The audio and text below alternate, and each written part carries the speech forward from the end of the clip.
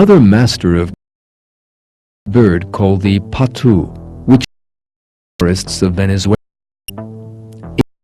and the bark branch on which have been with an extraordinary each other. Let us now pay special attention. You are looking at the tree's bark and the bird's feathers together on the screen. There is a perfect resemblance of the tree on the left and the bird on the right. The only thing that could give the bird away are its beak.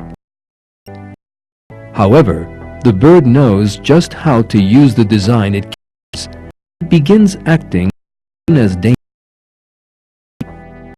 Closes its eyes and beak and stretches its head forward. It is now indistinguishable from the of branch. There is another extraordinary design here. If it closes its eyes, the bird can still see, thanks to special gaps in its eyelids. The danger recedes, it relaxes again.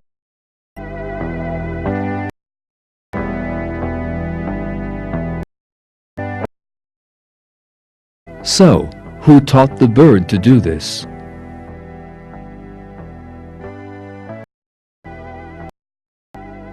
Here, the artistry who flawlessly and uniquely.